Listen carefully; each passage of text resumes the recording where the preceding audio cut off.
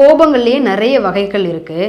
இதில் வந்துட்டு sudden anchor அப்படின்னு சொல்லுவாங்க. அதாவது திடீர் கோபம், எதுக்கு எடுத்தாலும் கோவப்படுறது, சின்ன சின்ன விஷயங்களுக்கும் கோவப்படுறது, முன் யோசனை இல்லாமல் கோவப்படுறது. இதுக்கு எக்ஸாம்பிள் சொல்லணும் அப்படின்னா சிடுமூஞ்சி. அவன் சிடுமூஞ்சிப்பா, அவன் பக்கத்துலேயே போவாத, எதுக்கு எடுத்தாலும் ஒரு மாதிரி மூஞ்சியை காட்டிகிட்டே இருப்பான். அந்த சாரை அவர் ரொம்ப சரியான சிடுமூஞ்சிங்க, அவர்கிட்ட போனாலும் எதுவும் வந்துட்டு கற்றுக்க முடியாது, எதுவும் வாங்கிக்க முடியாது. இல்லை எங்கள் பெரியப்பாவா சரியான சிடுமூஞ்சி, பயங்கர ஸ்ட்ரிக்ட்டு. இந்த மாதிரியான ஆளுங்க வந்துட்டு ரொம்ப ஈஸியாகவே வந்துட்டு கோவப்பட்டுருவாங்க. அவங்களுக்கு அந்த கோவ உணர்வை வந்துட்டு கட்டுப்படுத்தக்கூடிய அளவுக்கு நிதானம் இருக்காது. அடுத்தது வந்துட்டு எக்ஸ்ப்ளோசிவ் ஆங்கர் அப்படின்னு சொல்லுவாங்க.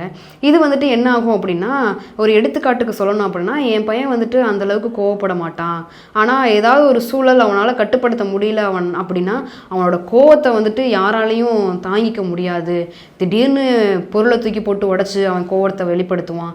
இல்லை தன்னைத்தானே வந்துட்டு செவுத்தில் முட்டிக்கிட்டோ, தலையை வந்துட்டு செவுத்தில் முட்டிக்கிட்டோ கோவத்தை வெளிப்படுத்துவான். இல்லை கத்தி எடுத்து அவன் கையை கிழிச்சு அந்த கோபத்தை வந்துட்டு அவன் ஆத்திக்குவான்.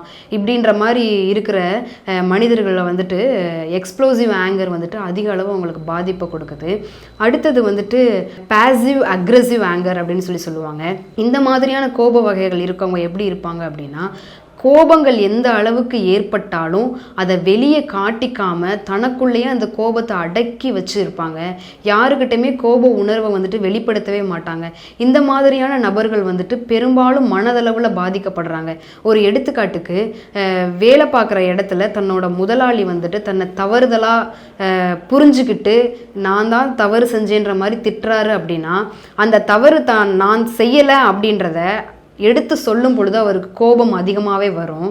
அந்த கோபத்தை முதலாளி முன்னாடி காட்ட முடியாத ஒரு சூழலில் அடக்கிக்கிட்டு அந்த கோபத்தை அடக்கி வெளியே வரும் பொழுது ஒன்று அவருக்கு அழுகையாக வெளிப்படும், இல்லை அப்படின்னா அந்த கோபம் அவருக்கு மன அழுத்தமாக மாறும். எதனால மன அழுத்தமாக மாறுது அப்படின்னா, தன்னை வந்துட்டு தவறான நபர் இல்லைன்றத ப்ரூவ் பண்ண முடியலையே அப்படின்ற ஒரு நெருக்கடி வந்துட்டு அவருக்கு மன அழுத்தமாக ஏற்படுறதுக்கான அதிக வாய்ப்புகள் இருக்குது. அடுத்தது அசர்ட்டிவ் ஆங்கர் அப்படின்னு சொல்லுவாங்க. இந்த வகையான ஆங்கரை ஹேண்டில் பண்ணுறவங்க வந்துட்டு நல்ல மனநலத்துலையும் நல்ல உடல் நலத்துலையும் இருக்கிறதா சொல்கிறாங்க. அப்படி என்ன இந்த அசர்ட்டிவ் ஆங்கர் வந்துட்டு யூஸ்ஃபுல்லாக இருக்குது அப்படின்னா, தனக்கு கோபம் ஏற்பட்டாலும் ஒரு நபர் வந்துட்டு தன்னை தரைக்குறைவாக பேசும் பொழுது யாருக்காக இருந்தாலும் கோபம்ன்ற உணர்ச்சிகள் வந்துட்டு அதிகமாக ஏற்பட வாய்ப்பு இருக்குது. அந்த சமயத்தில் ரொம்ப அதிகமாக பேட் வேர்ட்ஸ் பேசியோ இல்லை கத்தி பேசியோ நான் தரக்குறைவான ஆள் இல்லை அப்படின்னு ப்ரூவ் பண்ணுற சமயத்தில் அதிகமாக கத்தி பேசி அவர் சொன்ன வார்த்தைக்கு ஏற்ற மாதிரி தான் நம்ம நடந்துக்குவோம். ஆனால் இந்த அசர்ட்டிவ் ஆங்கரை ஹேண்டில் பண்ணுறவங்க எப்படி இருப்பாங்க அப்படின்னா, தன்னை பற்றி அப்படி பேசாதீங்க, நான் வந்துட்டு அந்த மாதிரி ஆள் கிடையாது, நீங்கள் பேசுகிற வார்த்தைகள் ஒன்று வந்துட்டு எனக்கு வருத்தம் தருது, எனக்கு கவலையை தருது, திருப்தி இல்லாமல் இருக்குது அப்படின்னு சொல்லிட்டு தன்னோட கோவத்தை நல்ல முறையில் அமைதியான முறையில் கொண்டு போவாங்க. இதனால என்ன ஆகும் அப்படின்னா, எதிரில் இருக்கிற தரைக்குறைவான பேசின நபர் வந்துட்டு இவங்களை இவ்வளோ சாஃப்டாக நம்மள்கிட்ட பேசுகிறாரே, நம்ம இந்த அளவுக்கு எடுத்தெறிஞ்சு அவங்கள வந்துட்டு உதாசீனப்படுத்தும் பொழுதும் நீங்கள் பேசுகிறது வந்துட்டு எனக்கு கஷ்டத்தை கொடுக்குதுன்னு சொல்லி இந்த அளவுக்கு அமைதியான முறையில் பேசுகிறவர் வந்துட்டு எப்படி தரக்குறைவாக இருப்பார் அப்படின்ற ஒரு சூழல் உண்டாகி இருவருக்குமே வந்துட்டு உறவு வந்துட்டு நல்லபடியாக நீடிக்கிறதுக்கு உதவியாக இருக்குது. அடுத்தது வந்துட்டு குரோனிக் ஆங்கர் அப்படின்னு சொல்லுவாங்க. இந்த மாதிரியான கோப வகைகள் எப்படி இருக்கும் அப்படின்னா, சின்ன வயசுல இருந்தே எதுக்கு எடுத்தாலும் கோவப்படுற ஒரு நபராக இருப்பாங்க. இவங்க வந்துட்டு மன அழுத்தத்தையும் டிப்ரெஷனையும் சிம்டம்ஸ் வந்துட்டு இவங்களுக்கு அதிகமாக ஏற்படுறதுக்கான வாய்ப்புகள் அதிகம் இருக்குது. எந்த காரணத்தை கொண்டும் என்னால் கோபத்தை கட்டுப்படுத்த முடியாது, நான் வந்துட்டு எப்போவுமே சின்ன வயசுலேருந்தே எதுக்கு எடுத்தாலும் கோவப்படக்கூடிய ஒரு நபர் அப்படி இருந்தாங்க அப்படின்னா குணநல கோளாறுகள் ஏற்படுவதற்கான வாய்ப்புகள் அதிகமாக இருக்குது. குணநல கோளாறுகள் அப்படின்னா ஒரு சில பேர் வந்துட்டு வன்முறையில் ஈஸியாக ஈடுபடுவாங்க, எத்தனை கேஸில் வேணாலும் ஈடுபட்டிருப்பாங்க, எத்தனை பேர்த்த வேணாலும் பப்ளிக்கில் அடிச்சிருப்பாங்க. கோவப்படுறோம், அந்த கோபத்தினால அடிக்கிறோம் அப்படின்ற ஒரு செயல்முறையில் ஈடுபடுறோன்ற புரிதல் கூட இல்லாமல் ஈஸியாக வந்துட்டு அட்டாக் பண்ணுற ஒரு நபராக இருப்பாங்க. எந்த ரூல்ஸையும் ஃபாலோ பண்ணாத ஒரு நபராக இருப்பாங்க. இதில் வந்துட்டு இந்த குணக்கோளாறுகளில் இது என்ன வகைன்னு சொல்லலாம் அப்படின்னா ஆன்டி சோசியல் பர்சனாலிட்டி டிசார்டர்னு சொல்லுவாங்க.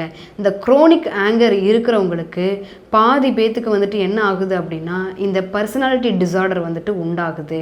ஸோ இவ்வளவு கோபங்கள் இருக்குது, இந்த கோபத்தினால மனதளவுலையும் உடல் அளவுலையும் இவ்வளோ பிரச்சனைகள் இருக்குது, எனக்கு எல்லாமே புரியுது, ஆனால் கோபத்தை வந்துட்டு என்னால் கட்டுப்படுத்த முடியல, நான் என்ன செய்யறது அப்படின்னா முதல்ல வந்துட்டு கோபம் தனக்கு வருதுன்ற புரிதல் நமக்கு இருக்கணும். நான் கோவப்படுறேன், இதுக்கு மேலே நம்ம கோவப்பற்றக்கூடாது, கோவப்பட்டால் இந்த பிரச்சனை வேறு மாதிரி போகுன்ற புரிதல், செல்ஃப் அனலைஸ் அப்படின்ற ஒரு விஷயம் நமக்குள்ளே இருக்கணும்.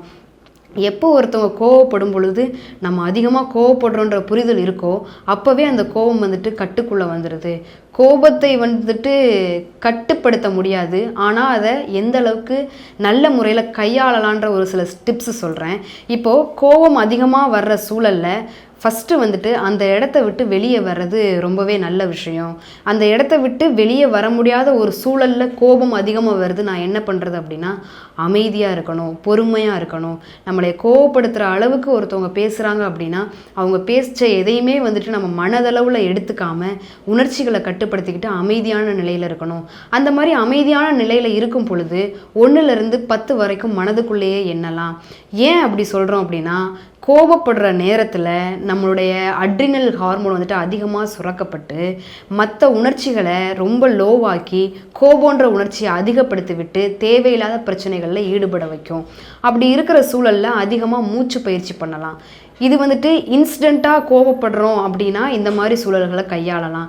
எனக்கு லாங் டேர்மாக வந்துட்டு எனக்கு கோபத்தை வந்துட்டு நான் கட்டுப்படுத்தணும், அதை எப்படி கையாளணும்னு நான் தெரிஞ்சுக்கணும் அப்படின்னா கட்டாயம் உடற்பயிற்சி, தினசரி வந்துட்டு உடற்பயிற்சி மேற்கொள்ளலாம். ஜிம்முக்கு போகலாம், இல்லை வீட்டிலே வந்துட்டு உடற்பயிற்சி, ஃபிசிக்கல் ஆக்டிவிட்டியில் வந்துட்டு தன்னை டெய்லியுமே வந்துட்டு ஈடுபடுத்திக்கிறது வந்துட்டு கோபத்தை நல்லபடியாகவே குறைக்க ஆரம்பிக்கும். அப்படி இல்லாத சூழலில் வந்துட்டு டைரி எழுதலாம். எந்த மாதிரியான சூழ்நிலைகளில் எனக்கு அதிகமாக கோபம் வந்துச்சு, அதை நான் எந்த மாதிரி ஃபேஸ் பண்ணியிருக்கலாம் அப்படின்றத டைரியில் வந்துட்டு எழுதுறது மூலயமா நம்மளோட கோபமாக இருக்கட்டும், கவலையாக இருக்கட்டும், பய உணர்வாக இருக்கட்டும் எல்லாமே குறைஞ்சு காணப்படும்.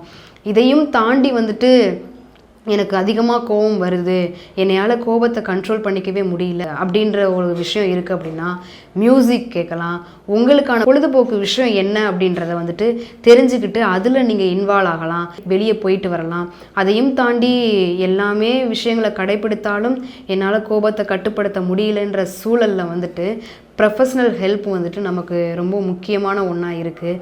அது மூலியமாக வந்துட்டு சைக்காலஜிஸ்ட்டையோ சைக்காட்ரிக் டாக்டரையோ சந்தித்து மெடிசன்ஸ் மாத்திரைகள் மூலமாகவும் கவுன்சிலிங் ஆலோசனை வகுப்புகள் மூலமாகவும் தன்னோட கோபத்தை எந்த வழிகளில் குறைச்சிக்கலாம், கட்டுப்படுத்திக்கலாம், நல்ல முறையில் கையாளலான்ற ஆலோசனை வகுப்புகளை கற்றுக்கிறது மூலம் நம்ம கோபத்தை படிப்படியாக கொஞ்சம் கொஞ்சமாக குறைச்சிக்கிட்டு வரலாம். கோபம் வந்துட்டு அதிகமாக வந்துச்சு அப்படின்னா கோபத்துக்கு மரியாதை இல்லை, கோபமே படாமல் ஒரு மனுஷன் இருக்கான் அப்படின்னா அந்த மனுஷனுக்கு மரியாதை இல்லை அப்படின்னு சொல்லி விவேகானந்தர் வந்துட்டு இந்த வார்த்தைகளை எழுதியிருக்காரு. ஸோ கோபத்தை வந்துட்டு எந்த மாதிரியான விஷயங்களில் கையாளுறோம் அப்படின்றதான் ரொம்ப முக்கியம்.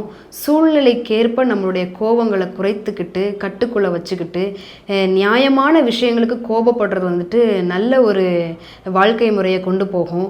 அதனால கோபம் அதிகமாக ஏற்படுற சூழலில் தன்னைத்தானே வந்துட்டு செல்ஃப் அனலைஸ் பண்ணிக்கிட்டு கோப உணர்ச்சிகளை சூழலுக்கேற்ப கட்டுப்படுத்தி எதிர்கொள்கிறது மூலமாக உடல் நலமும் மனநலமும் நல்ல அமைதியான நிலையில் இருக்கும். நன்றி.